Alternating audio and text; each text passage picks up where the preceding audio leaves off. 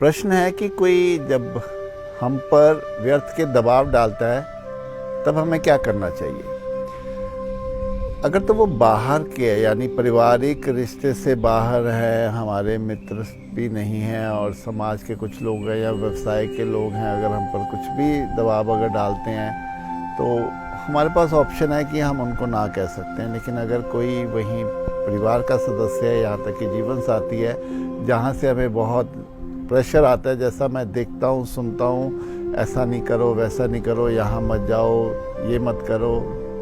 वगैरह वगैरह, ये सब चलता रहता है। तो जहाँ ये रिश्ता है वहाँ कुछ अगर बात मनवानी है तो कुछ सुननी भी पड़ती है, कुछ माननी भी पड़ती है।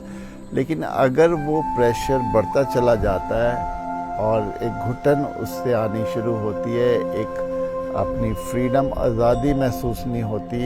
एक नाखुशी भीतर बैठने लगती है, तब पहला जो कदम होता है कि उनसे कम्युनिकेशन करनी चाहिए कि आप जो भी कर रहे हो उससे मुझे बहुत असहजता महसूस हो रही है और मैं इसमें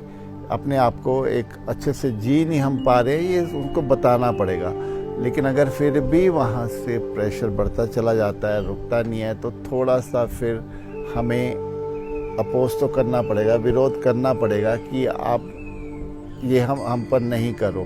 लेकिन फिर भी अगर ये मामला ऐसे ही संगीन होता चला जाता है, बढ़ता चला जाता है, तब ज़रूरत होती है एक बड़ा स्टेप लेने की। लेकिन उसके लिए जीवन में आत्मनिर्भर होना बहुत ज़रूरी है,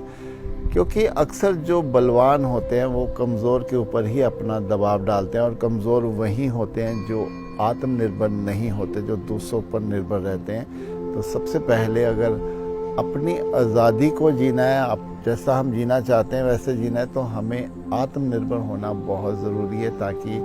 दूसरा कोई भी हमारा उसका एडवांटेज ना ले सके, हम पर प्रेशर ना बनाए। तो अगर आप में ये है कि आप आत्मनिर्भर हैं तो फिर आप विरोध उसको अपने बड़ा भी कर सकते हो, नहीं तो फिर आप थोड़ा इंतज़ार करें, जब सही वक्त आएगा तब आपके पास एक मार्ग मिलेगा आपको प्रकृति की तरफ से कि जहां आप इस दबाव को अपने जीवन से हटा सकें। लेकिन कई बार हमारी मजबूरी होती है कि हमें ये कुछ ज़्यादतियाँ अपनों से सहनी पड़ती है घर की शांति बनाए रखने के लिए, अपने जीवन को चलाने के लिए। तो ठीक है, अब जैसी परिस्थिति है थोड़ा उसको स्वीकार करके चले,